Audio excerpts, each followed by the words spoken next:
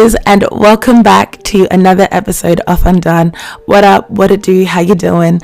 I just want to first off start by saying thank you so much for all the love and support that you showed my beautiful friends on the last two episodes. I know they really appreciate it. I really appreciate it. It's just good to know that the content isn't just going out into like a black hole, but there are people who are actually enjoying it, and conversations are being started from that. I know each of us had some really interesting and engaging conversations with some of you who listened, so thank you so much for that. Also, if you would like to engage in conversation after listening to a podcast, or would like to send in any podcast ideas, you can either message the podcast page, which is at undone.thepodcast, or you can message me personally, and my Instagram is at ku.dzai.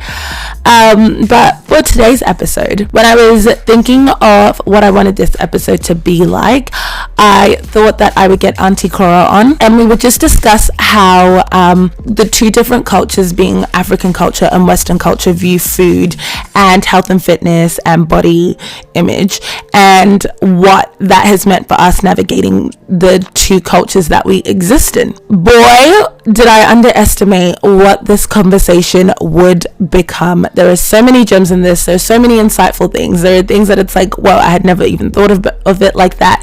There were things that we were realizing in the midst of the conversation. So it just became a whole bunch of stuff. We spoke about food, we spoke about culture, we spoke about upbringing, we spoke about attachment styles, and how that all comes together. Because believe it or not, your attachment style actually does play into your relationship with food. So I hope you guys enjoy this episode, and feel free to let me know what you think, and send Auntie Cora some love. Without further ado, let's get into it. No, to start off with something fun. Okay, let's do that. Yeah, let's go. Yeah, so, what's your favorite Western dish? Favorite Western dish is it would have to be salads. Anything with salads. Really? Yeah. That's why. Because salads are relatively new to me. By new, I mean potato salad. Yes. So I actually we didn't have salad when we were growing up at home. Yeah. Actually, and believe it or not, the first time I had a salad was when David and I got married. Because and then his mom had prepared, I think it was a green salad or coleslaw. I was like, how are you going? What did you do with this one? What is this? Tasted it. It turned out to be pretty good. Yeah. Yeah. So I feel like I got married at 20, so I'd say until in my late teens is when I had salads. Wow. So, and there's so many combinations with salads. That's the good thing. Yeah, you're good at that. You are good at salad. So you can just eat them for days. Whereas with mainstream foods, it's like with meaty stuff, you can only do what you can do. Yeah. Yeah. No. Okay. Fair. Favorite African dish. Favorite African dish. What dish? There's no dishes in Africa, was it? What? Yes, there is. No, you can just have an ingredient as a dish. So for me, my favorite thing forever would have to be sweet potato. Oh. The purple one or white one. Yes. Yeah. Okay, do you know what I discovered?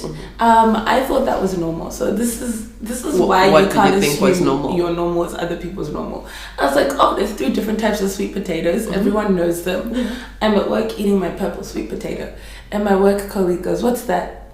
I was like, "Which one?" I just got some veggies, I got some stir fry, got some. I just had different things in there. She goes, "Not that one." I was like, "The sweet potato?" She goes, "That's sweet potato." I was like, yeah.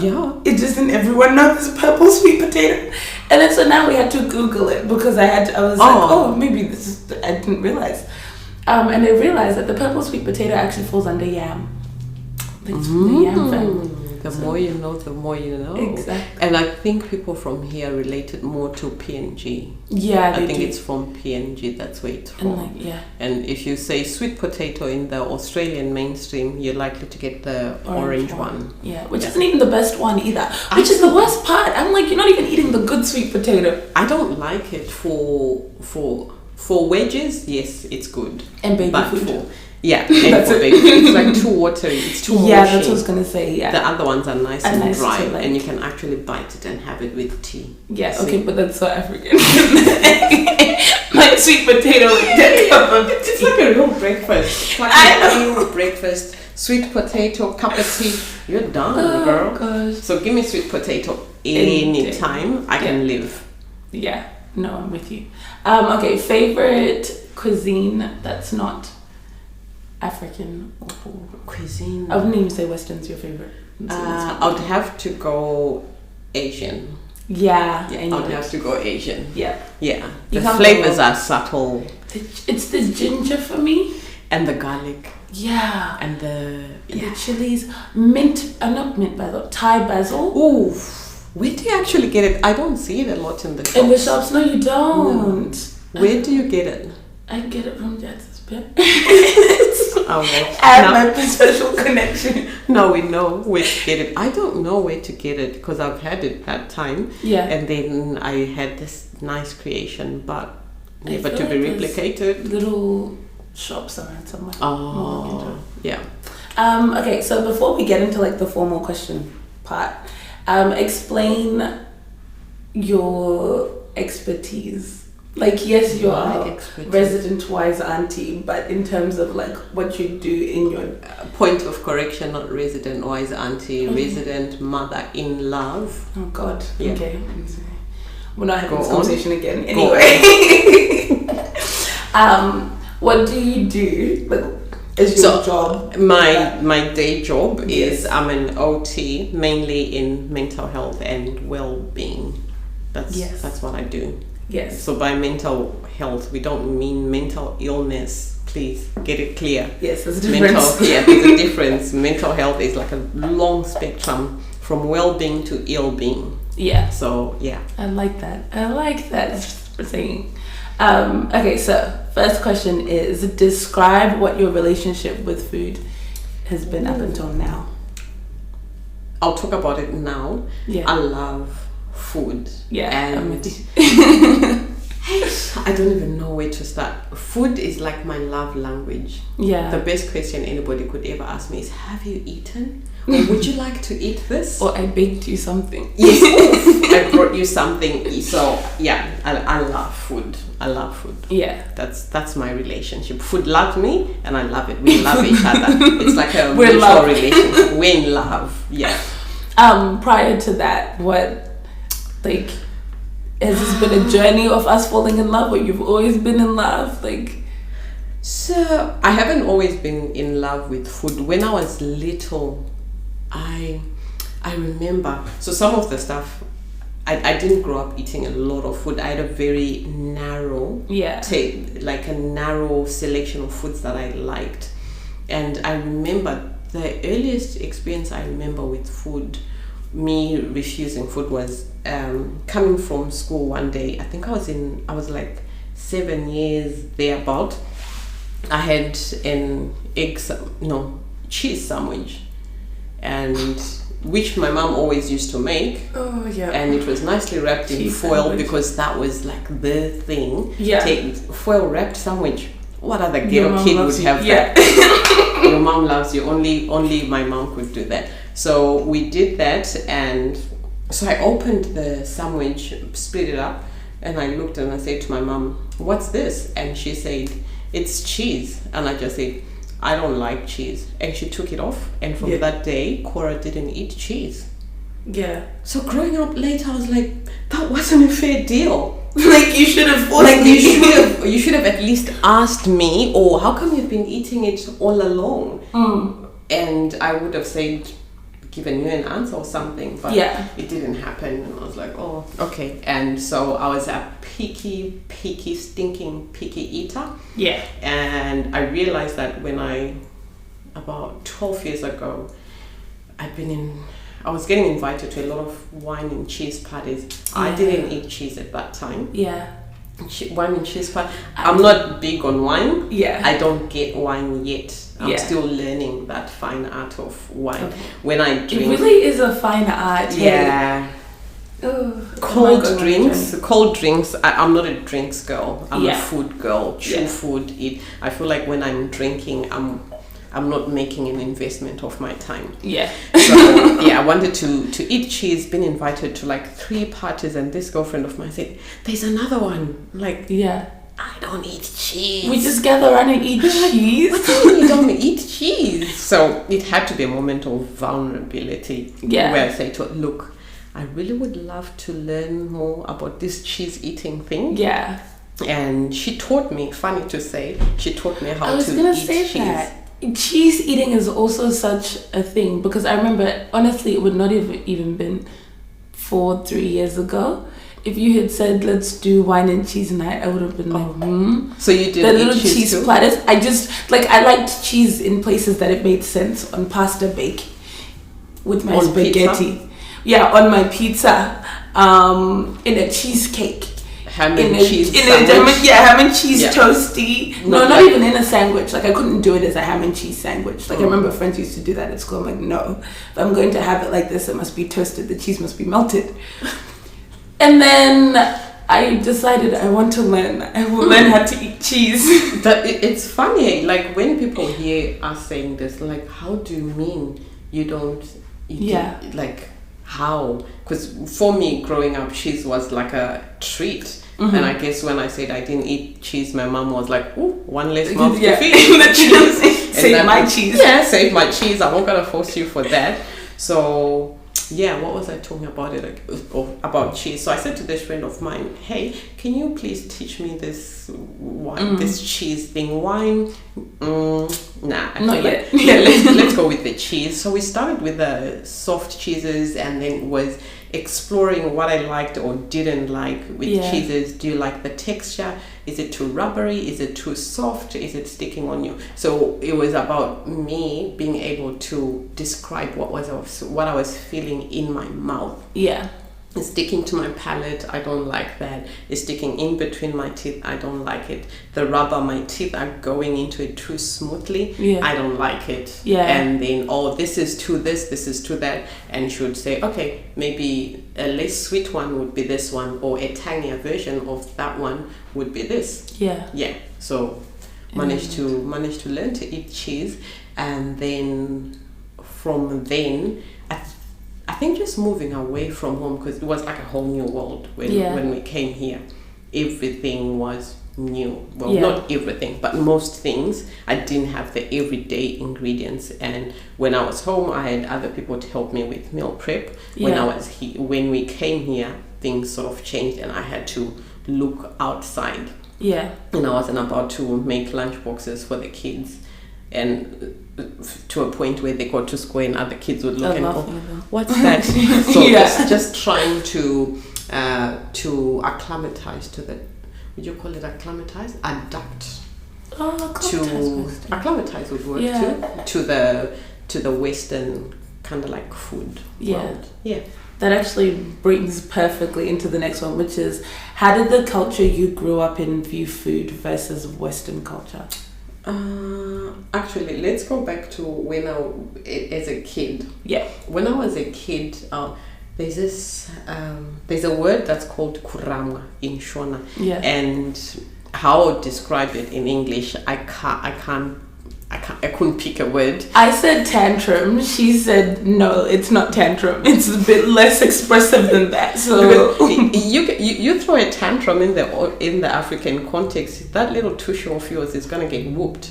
So kurama is kind of like passive. It's when you passively say no, and passive aggressiveness. There's passive aggressiveness in it. It's like you saying stuff it with food. So if somebody say, "Can I have this? Can I have it?" until you get to a point where you're fed up of something and just go whatever. I think that's how you describe it. So with food, I was a little bit whatever, because it looked like when we were growing up, food was used as a reward or a punishment. food wasn't just, there wasn't any pleasure attached to food. Well, there was some pleasure for the reward side, and then for the punishment would be something like, so I'm going to feed you this. And if you didn't like something, you'd be like, so you're going to have to eat this. Sit down, eat it, and finish it. Yeah. So I felt like, nah, you can't make me. You can't make me. And when food was presented to me as a reward, I'll be like, why are you giving it to me? Yeah, just like, what do they do, right? People, like, why are you giving me food so that you can say to me, do this because I gave you this? Yeah. Because as kids would butter. And I was I just wasn't quick to think with my food. Yeah. I remember this time, my sister and I never used to we used to get porridge and a cup of tea with a slice of bread every day for school. Every day, come here or high water. So Vivian and I got the food. So I had my yellow set, Viv had I think blue set, it was cup and plate. Oh. So Viv liked tea and bread. I hated tea and bread. I liked porridge. Yeah. So the arrangement was that I would have her porridge and she would have my tea, and Mum wouldn't know. So for months, if not years, we did this thing, and Mum just never knew. And then one day, so I ate the porridges, and then I went to shower, and then I came out. Viv had left for school. My tea and bread were still on the table, and I'm like, what is happening here? So Viv had hers. I had a porridge, but she hadn't had my tea. Yeah. Couldn't say to Mum. But this is the arrangement we had, and you also now don't have room in your stomach. And Mum knows I don't like tea and bread. Yeah. And she's watching me eat it, and she's like, as long as you eat, like, what's wrong with you? Eat it. Yeah. Eat it. So it was just that background, and it was more for survival, I guess, how they viewed food. It was more like, okay, eat or die. Yeah. And she wasn't about to have a child who was going to collapse at break time because they were hungry. So from then, well, that was one of the experiences that just led me to going, no, I'm not going to do that. Yeah. Yeah, so that was my history with, it was hard with food. I would just be, Cora doesn't eat this, doesn't eat that. Yeah. Yeah. So that did actually answer the question. I can add a little more. Yeah, because you kind of just spoke on how it was viewed as like survival, which I think to an extent is pretty correct. Because even now, like, we constantly have discussions at home because I eat like 10 meals a day, and my parents eat like 3, maybe 2. If at all. Yeah, and I'm like, that's weird. Like, what do you mean you don't take lunch to work? Don't you get hungry? If you look at it like, hey, food. Yeah, I'm like, lunch break again. So fantastic. Let's eat. Love the lunch break. It was more for survival, literally. Yeah. And how would you say it's viewed in Western culture? Going back, there's another thing I want to add to the culture. So when, in the African context, food is viewed for, food is for communion, survival, a little bit of pleasure. Yeah. That's what I was gonna say. I feel like communion's a big one. Yeah, so communion is a big one in the African context of food, to the extent that if I offered you food and you said no, you could be saying any of the following things. It's like you're refusing communion with me because you look at me as less of. Yeah. And my food is not good enough. Yeah. You are kind of like superior, and how dare I disrespect you? Yeah. So no, thank you. It's in the Western context, it's the equivalent of saying no to a handshake. Yeah. So food, you taking my handshake is just you accepting me. Yeah. If I say no to a handshake from you, that says you just don't accept me. Yeah. You're not willing to be part of my world, I guess. It's an introduction kind of thing. Yeah. And It could also mean that you're suspecting somebody of witchcraft. Yeah. That's a big one. They might have laced your food and you're not going to eat it. So how they used to go around it is, if someone was giving you something, they'll break off part of it, or they'll eat from the same plate and then give it to you. Yeah. If someone was giving you a drink, they'll take a sip and then give it to you. Really? Yeah. I was going to say, because I was actually reading about that in a book I was reading about this Saudi woman, and she was talking about how in Saudi Arabia, that's like a common thing, is that the guests will eat whatever, and then the person who's hosting will take the plates and will finish off either if it's the drink or the food or whatever, just to prove a point that like this food is fine. And I was like, oh my gosh, all these non-Western cultures are the same. it's to prove a point. Like, okay, look, even with because with like some of the traditional medicine, you don't just give it to a person. If you are a healer, you don't just give it to a person and you go, here, you go and take it home. You literally, I remember my dad was a healer, so he'll take like a little bite of it or a little drink of it, whatever it was, and just to show that it's not harmful. If it's harmful, I'm gonna be dying too. So it's African context. If you refusing food in the African context is like you refusing communion, you suspecting me of witchcraft. The last one is you refusing food is a sign of emotional distress, that you were so distraught that you couldn't even eat. So for someone to say no to food, it's big. You don't just say no to food because you're full. There's a lot of stuff attached to food. So I learned this one day when we went on a food tour, because we visited 1,000,001 family members, and everyone wants to feed you. Like, they must feed you. Like, you came from overseas and you've come to visit them. It's an honor. I must feed you. And it's like, I'm not feeding you tea and biscuits or scones. No. You must eat a full meal. And the meals are huge. And my little stomach was like, I can't take this anymore. I'm so full. How long had you been eating for? It was, honestly, we left Harare at like, must have been 5 or 6 in the morning. Got to the first place around like maybe 8ish. So you're doing breakfast with them. You move on to the next place. You move on to the next place. You move on to the next place. By the time we got back into Harare, it was like 8 p.m. And I spent the entire day eating. And you couldn't say no. I really did try to say no at one point. And the look I got.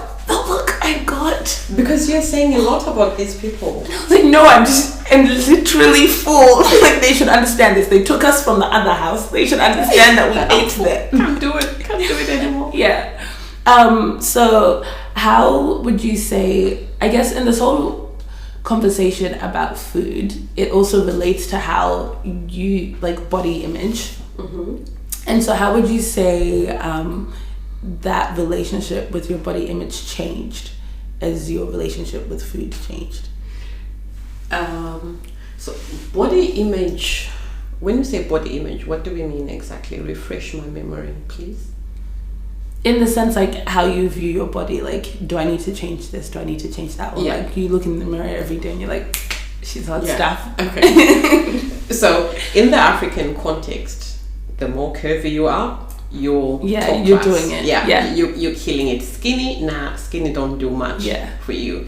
It's funny, we were joking about this on the weekend because one of my cousins that we visited had made a comment about dad's grey hairs. And he goes, like in Zimbabwean culture, if a man has grey hairs, it means his wife is stressing him out. I was like, in that same culture, if a woman is still skinny, it means her husband is stressing her out. Look at my mother. It's like, so you're stressing each other out. Because that was one question that would be thrown at me for forever when you got married. It would be like, you're still skinny. Are they troubling you where you got married? Are you okay? Are you okay? And because I still have this defiant nature in me that says, hey, I'm happy with me. What business do you have? So for that reason, I'm going to maintain what I look like. Whether I like it or not, that's not important. As long as I stuff it in your face. I must go against the grain. I must just go against the grain. And with that, I think I'm pretty convinced that how we look at bodies as Africans, bodies sacred to the owner. So how you treat your body is viewed as your character is attached to how you show others your body. Yeah. That's so what I was gonna say, if you are going to walk around in short shorts, then that's seen as you don't respect your body, and you're willing for who. It's like people are consuming you, and you're just saying, "Eat me with your eyes. It's okay." Like, here I am. Eat as much as you want. So we brought up to be conservative, to show only this much of your body and not that much. And I think I like that. I won't say it's good or bad. I like that because I understand where it's coming from. And then coming into the Western context, now I haven't changed much around how I view my image and stuff like that.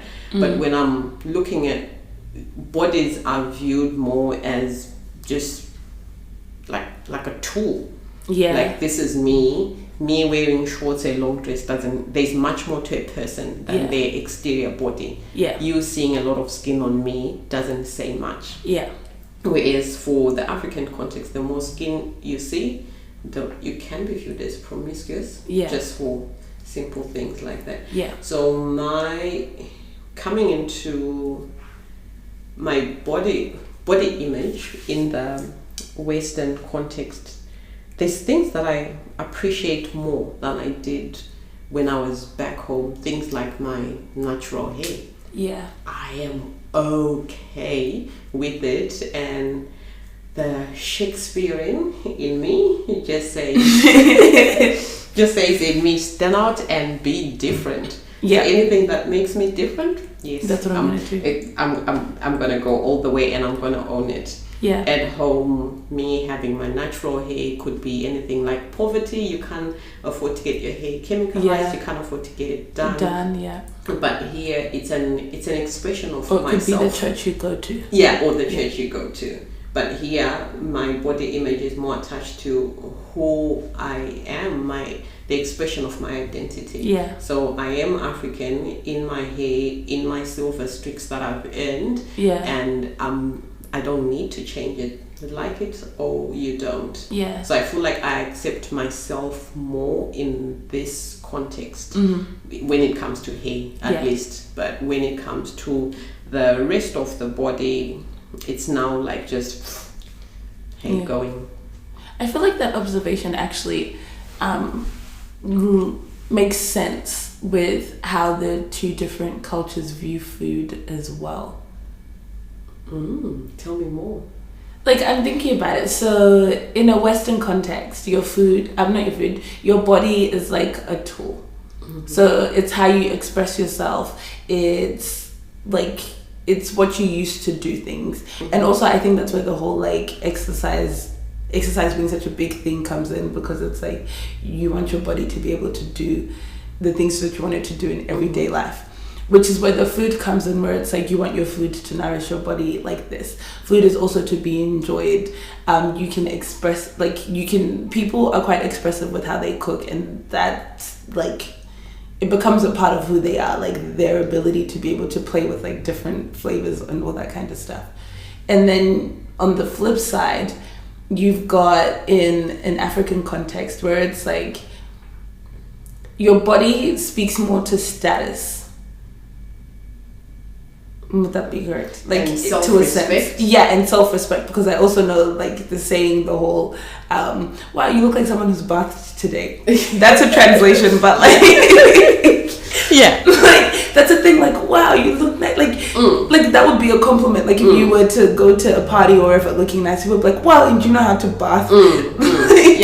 That's the compliment. And that speaks into food being like a survival thing. Like, it just, I need to be able to survive. Like, and if I'm surviving well, I can eat, like I'm eating more. Do you reckon? Because I'm feeling like, now that you've said that there might be a relationship between the two, I'm feeling like the Western perception says, oh, okay, my body is just a tool. Yeah. And that's how the African perspective is with food. Yeah. Food is just a means to an end. Is that food? What am I? No. How we view our food, and how the Western context views food is different. Yeah. Right. And how we view our bodies is different. So I think like we're switched. Yeah. So how we view our bodies is like, oh, this is for me. Yeah. And then the Western context is like, oh, this is my food. Yeah. And if you offer somebody food, they're like, oh no, I don't want to eat your food and stuff like that. Like, oh yeah. Like, so their food is sacred. It's like there's a little shrine around people's food. And for if you flip the side and you go bodies, you'd go, how we view our food. It's like, oh, this is to share. Have it. We can talk about this and go on. It would sound very weird if in the African context we're sitting around a table and we're talking about a Botox and other things that get enhanced. Yeah. But in a Western context, that's acceptable. Yeah. Whereas sitting at a Western table and talking about going all out about food. Yeah.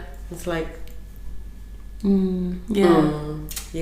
food. Whereas we can go to town with food, but you can't be talking about this job and that job in front of everybody. No. Yeah. But you can't talk about bodies as well. Yeah. That's such a big one. Bodies are such a like.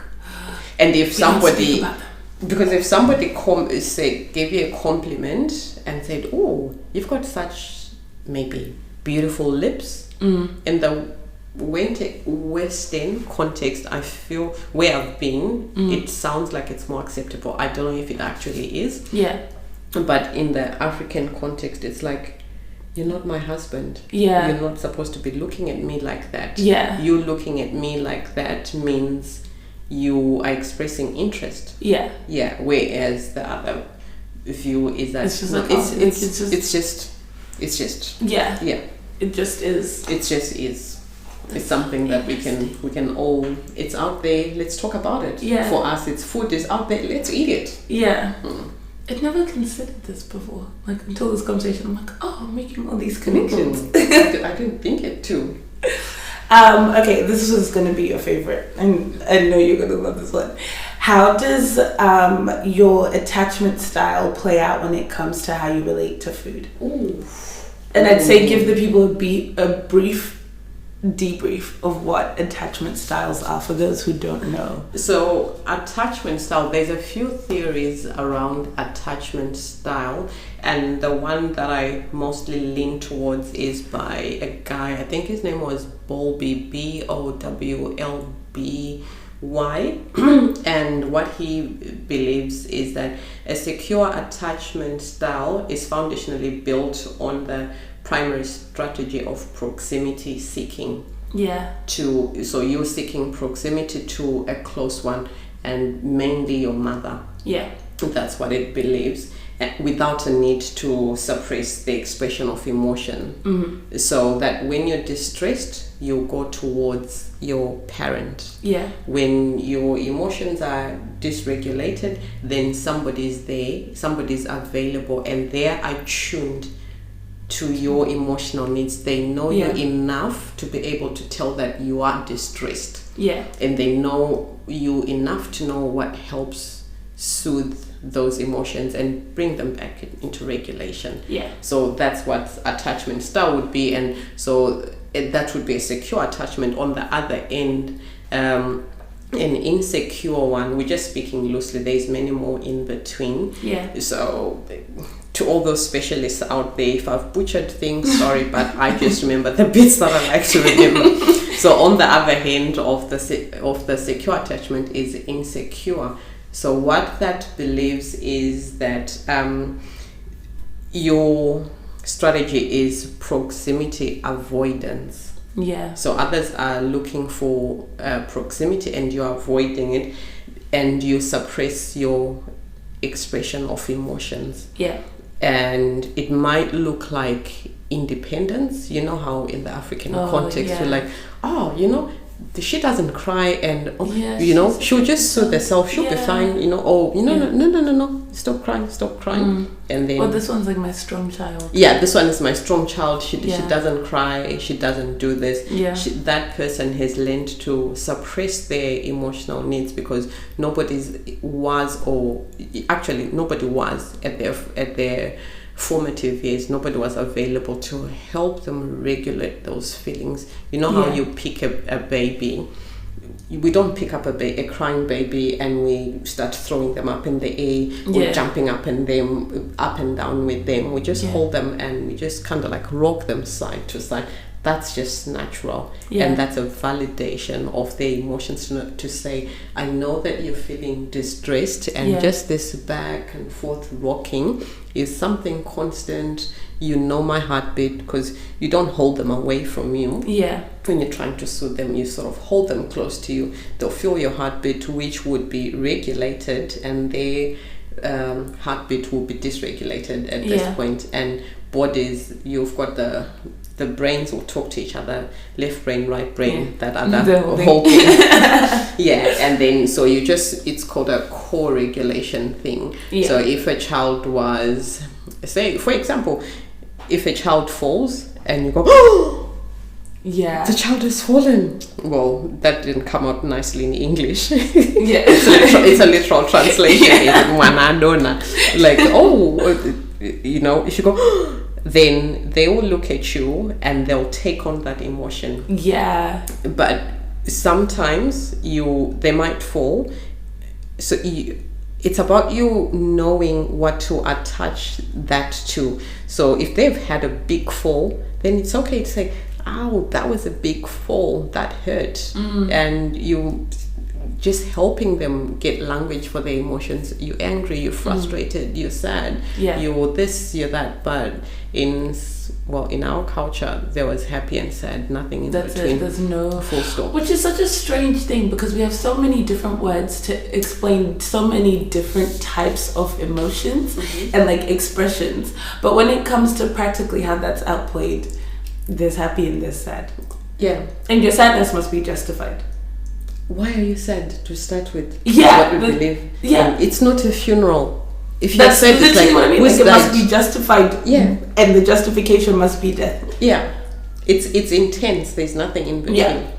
If you're happy, you're happy, and you must stay happy or sad when there's a funeral.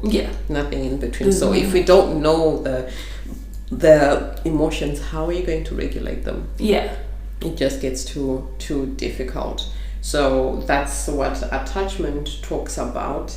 And when we're talking about the insecure attachment, it's you deactivate your attachment needs. And that just comes from your implicit memory. So I say this with tongue in cheek, and take it however believe as much or as little as you want out of this, that your attachment style doesn't change. What changes is your awareness of your emotions and your attachment style, and knowing what triggers you. Because there's some people who have no idea what their attachment style is, and life just hits them back to front, knocks them up and down. Friendships are breaking down left, right and center. You don't know why. But if you look at it, if you sit down, whoever's listening now, is just sit down and think of maybe your last 4 friendship breakups or romantic relationship breakups, and honestly write down what that was over. So write down what they did and what you did and how you viewed what they did and blah blah blah.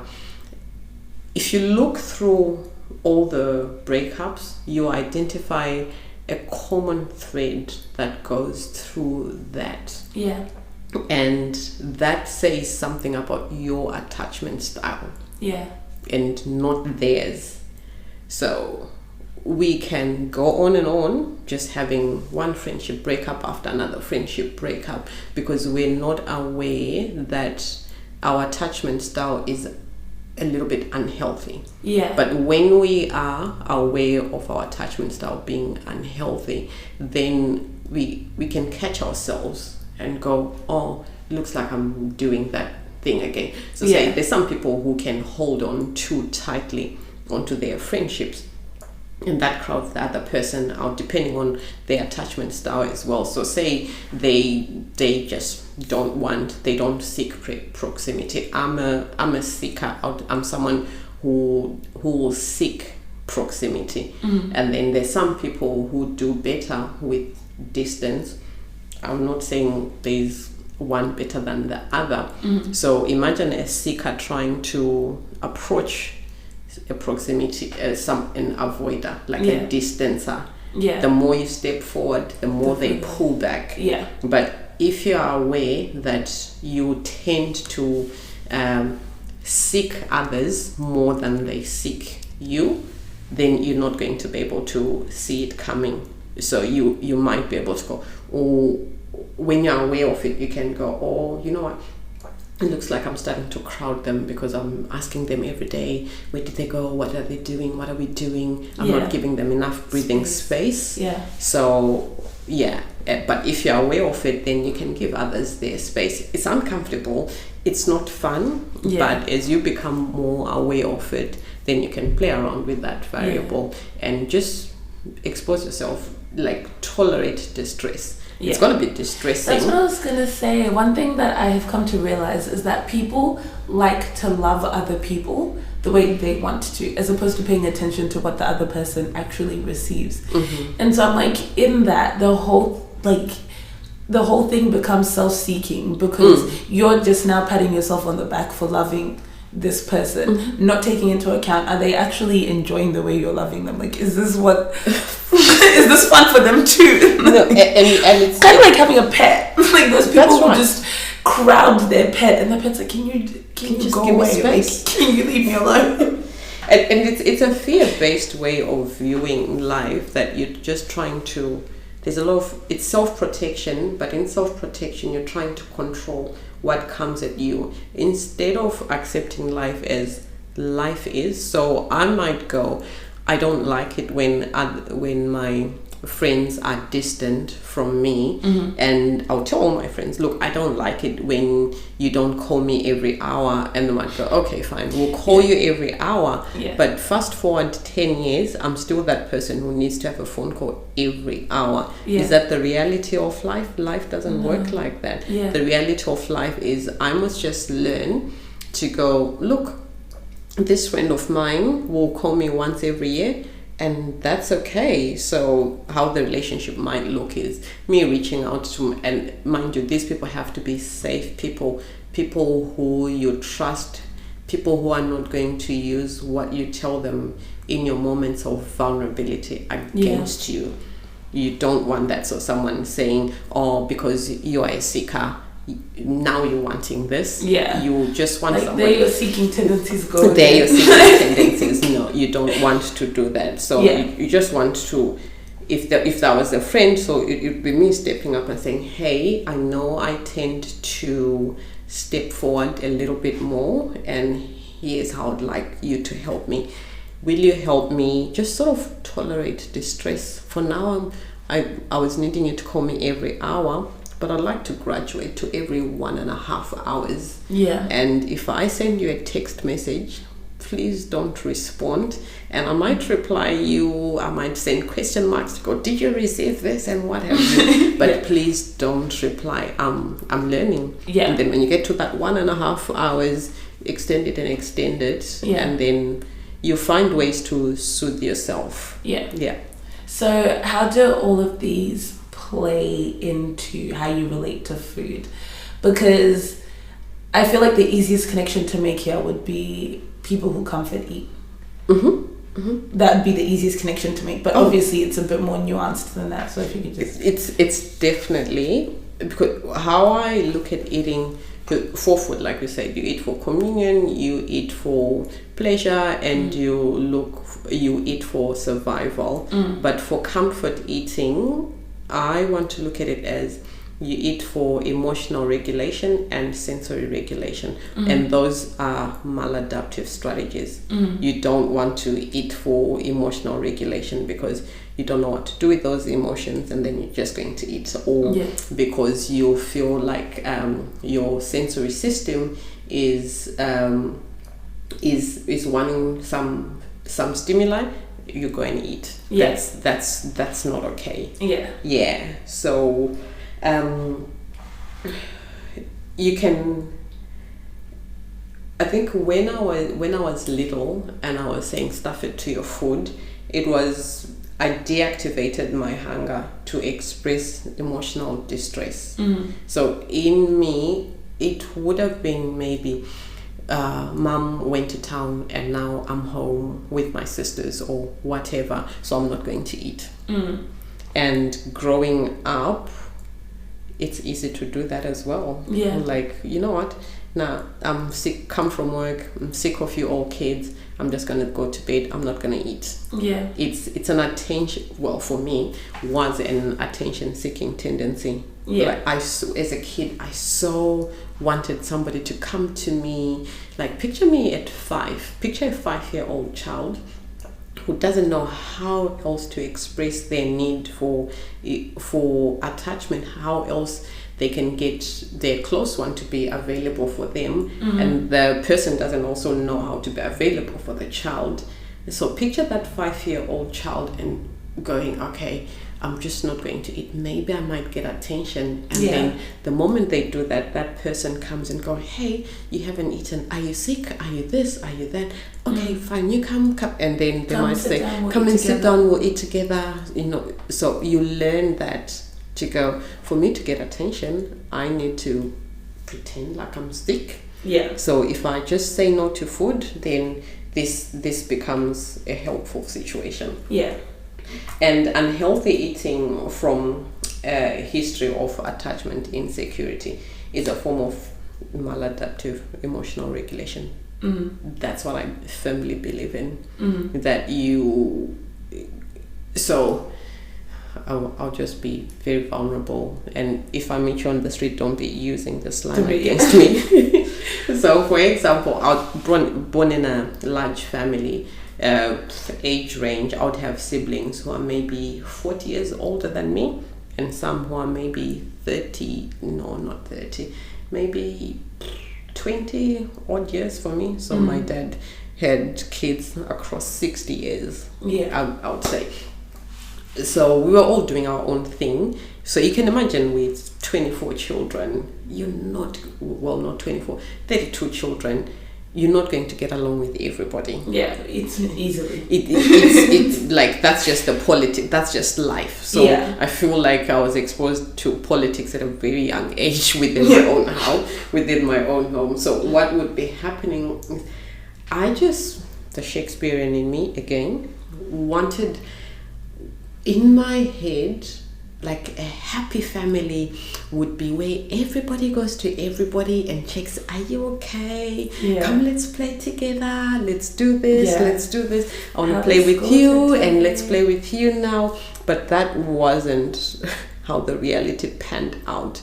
And I feel like that child in me pops up occasionally when I open the fridge. How I relate to food sometimes when I'm not present and mindfully eating is I'll open the fridge, and all those foods that I'm looking at are my brothers and sisters going, who wants to spend some time with me? And I'll go, hey, you cracker, come here, let's have a play. Carrot, you there? Hello. Juice, you're here too. Let's have fun. And then I was just that kid who was looking for, because I'm that seeker, so I was going into all my sibleships is, come on, let's have fun. But not everybody wants that fun. And fast forward many years later, that relationship turns out to be with food. I see it, I have it. my stop button doesn't always work. Yeah. Yemo and I always joke that my stop button with food, so if you bring a bag of honey soy chips, had this conversation, yeah. I'll eat it until it it's finishes. Done. Yeah. So my impulse control when I'm not mindful is not there. Yeah. So I can't turn it off. Yeah. And DMO on the other end is hers doesn't have an on. So if you had to look at us as mother and daughter, I would be a seeker and should be an avoider. Yeah. And what that would say would, as a child, Yemo would have sought some emotional need.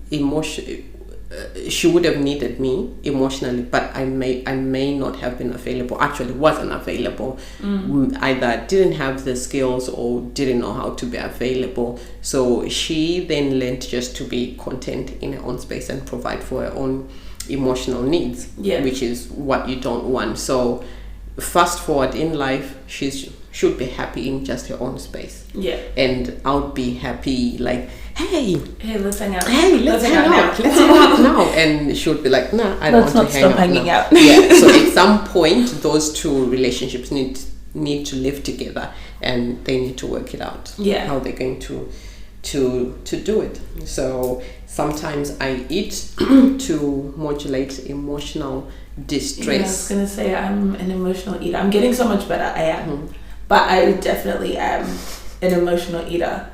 And it's so bad. And it's like, it's not like it'll just like, oh God, I wish I craved like carrot sticks or something. No, it's never the carrot sticks. It must be something sweet, or it must be something just like unhealthy. Like sometimes I'm like, I just want something just greasy, like yeah. And it's a cross between your emotional needs and your sensory needs. For me, when I'm eating, I'm looking for something crunchy, something savory. Yeah. And when I eat that, because my somatosensory system is like very active. I'm a toucher, I'm a taster. Yeah. I want the deep, strong flavors. Deep is me. So mushy foods don't do it for me. Yeah. But if you give me a crunchy biscuit, I'm yours. If you give me those honey soy crisps, I'm yours. Give me anything with ginger, I'm yours. So when I go into the fridge, I'm feeding those two systems. Yeah. The emotion, maybe I'm doing something that's really, really hard, might be writing something like, I just need a break. Yeah. And I don't get a break, then I just go to food. That's another bad thing that I learned from uni, was that the only way I could justify taking a break was if it was productive. Mm-hmm. So like bathing was productive. Like, okay, I'll go and shower. Or sleeping, that's productive, I'll sleep. I'm also an emotional sleeper. Mm-hmm. Like I will, I get overwhelmed and then I'm like, I need to shut down. Yeah. Like, I just need my brain to not have to be processing this right now. So I will sleep. Mm-hmm. And then I wake up, I'm like, I feel it's better. Still there. No. Oh, okay. It's like, I slept now, but it's still there. You know what? I wish I could sleep again. Yeah. And then it's like food is the same, where it's like, okay, eating makes sense. Like it's a justified break. Or like, wow, okay, I'll eat this and hopefully I'll be processing as I'm eating, it's working in the background kind of thing. Or sometimes it's just like, this will make me feel better because it's yummy. It won't necessarily make the situation better, but at least it's yummy. It's that yumminess, hey, that you just go, because you eat, I will eat. And when I'm eating, it's a spit. You can tell I'm not eating mindfully. Yeah. Because it's just chomp, chomp, chomp. And I go back and do whatever I'm doing. Yeah. And then 10 minutes later, I come and chomp, chomp, chomp, chomp, chomp. Yeah. And then I go back. So, and I know that I'm a very visual person. So how I work around things like that when I'm being mindful, please, mind you, this doesn't work every day. Yeah. I'm human like you, like me, like this. Yeah. So when I'm being intentional and I want to eat well, I'll trick my brain into it. Here's some of the things that work for me. So if you throw a word challenge in there, if you throw a word fast in there, something, make it a little bit of a challenge for me, then I'll do it. Yeah. So if I say I'm doing a Daniel's fast for the next month, I can look at that bag of honey soy chips and not want to touch it. And if I have said, look, I'm going on a detox and I'm not doing this, or I'm doing this challenge, then that's okay. Yeah. But if there isn't that, so my brain thrives on that, and I'll just use it. It works for me, so why not? Or the other thing I'll do is just have, funny story. I'll have little packets of things. That was going to be that way in my brain. So just play games with your brain. It's your brain, right? And it's your stomach too. Whatever works for you. So what works for me is, okay, I will make say I make biscuits. So instead of making big biscuits, I'll make small biscuits, mini biscuits. Yeah. And in my head, I'm going, oh, I've had 3. But my head doesn't then think 3 small ones. It just looks at the number and goes 3. Oh, wow, that's a lot. Yeah. And you finish the packet. So I'll make 3 and then put little serves. Yeah. Then, okay, when this is done, that's it. I need those boundaries to be put for me. Yeah. So, put boundaries. If you're not very good with your boundaries, like me with food, put your boundaries in however it works for you. Yeah. And then have fun. And my boundaries go. Yeah. Instead of a block of chocolate, we'll buy a bar of chocolate. That's right. It has to be little things like that work. Or like another one is swapping out, what do you call it? Like one thing that I love to do is swap out the ice cream, like normal ice cream for like, like the healthy ones. Mm-hmm. But because they're so like, I find them to be a bit more decadent. Like it's not just sweet. Like I feel like they've got a bit more going on. So I'm not going to eat the whole tub. No. And I'm also not going to eat my usual like 5 serves. That's right. But and that works well for me to go, because I remember when I got into this phase of not eating things before. I wasn't a coffee drinker, and then I learned to drink coffee, and then I loved it, but I loved the smell of coffee, and I was starting to enjoy the taste. So from 1 cup, then I went to 2 cups a day, and then that's that stop button. And so I recognized those to go, okay, no, I'm going into that state where things all or nothing. Where it's all or nothing, and it's usually all. Yeah. So I decided I'm gonna have goat milk. Yeah. Why? Because goat milk is expensive and unsustainably so. Yeah. Goat milk is like $6 for a liter. Yeah. If you're gonna have 2 cups of coffee a day, that's gonna be gone in 2-3 days. Yeah. That doesn't last. And then so eventually I was like, nah, I can't sustain this. That's me needing boundaries for things to be put to a stop for me, because this girl struggles. The stop button's jammed. No, the stop button died. So, and last thing around that attachment is early attachment is vital to the healthy development of emotional regulation abilities. Yeah. If you were not securely attached, you don't know how to regulate your feelings, how to regulate your emotions. Why? Because you were never taught. Yeah. And the person who didn't teach you most likely didn't know how to handle their own. Yeah. So take for example,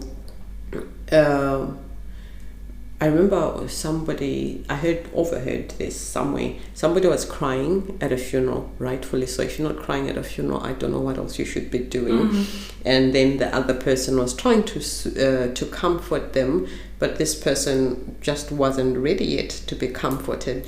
And the comforter said to the comfortee, hey, if you keep crying, then I'm going to start crying too. Mm. So what that means then is your crying is not okay.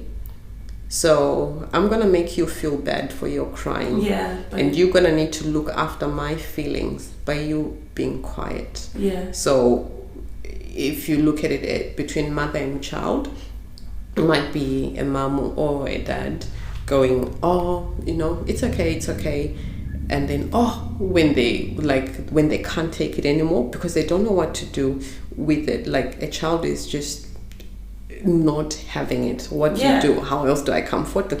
I'm like, oh no, you need to shush up now, otherwise I'm gonna spank your little tushy up. So who's taking care of the other between those two? It's now the child who's taking care of mom. Because mom is feeling unhappy. For mom to feel okay, I need to stop crying. Can I stop crying now? I don't know if I can, but I must. Mom has said I must. So if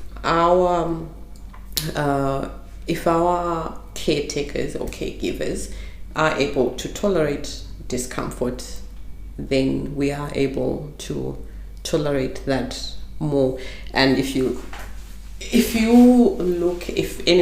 person looks at life, maybe just take core emotions like anger, sadness, happiness, and draw a circle and go, what feelings are tolerated in my life, or maybe as a child, what was okay to express.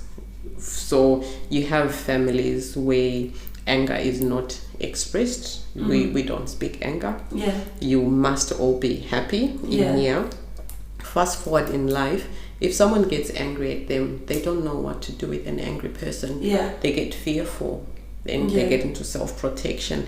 And if you have another person who maybe happiness wasn't tolerated in their family and would be downplaying, like, oh no, don't be a tall poppy now, you see, don't get ahead of yourself, then fast forward on their own wedding, they don't know how to be happy. They were never taught, because that was too big. And you'll find they'll do exactly the same. They'll react to happiness exactly the same how their parents did.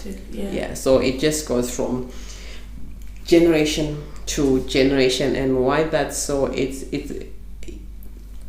emotion regulation comes from a deep part of the brain, which is the amygdala. And it's like deep, and that's where your implicit memories are. And implicit memory just means it's things that you don't think about. They're unconscious, like riding a bike. You don't forget how to ride a bike. You just know how to ride. Once you know it, then you always know it, all things being equal.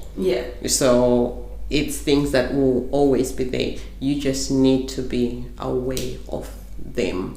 And when because you've got, loosely speaking, you've got two parts of the brain: your frontal cortex, which is your thinking brain, and your amygdala, which is your feeling brain. They don't work at the same time. One must be off for the other to be on. So if you're with your amygdala, then it's a protecting brain, which just says, oh no, we're in danger, we don't do this. There's no reasoning in that part of the brain. It's all protection, like okay, all things blazing, soldiers come out, fire, and soldiers might be firing but there's no war. Or soldiers might be still hiding but the war is over outside. So it's kind of, okay, your brain needs to know that the war's over. Are the soldiers going to stop coming out? No. They'll still come out, but you need to know that my soldiers are still in hiding. They still come up occasionally, and this is what happens when they come out, and this is what helps them get back. And they all, to give them a little bit of a wander around the village, and so that your thinking brain can think. What else? I think that's about it. What are lessons that you think everyone should learn when it comes to food? Respect. Like total respect. It sounds kind of hippie though to say that, as in, think of, because most of the food we eat is like real food. It's not food like substances. So it's a life. Like something is giving up its life for me to just, like, do I just throw it in my mouth?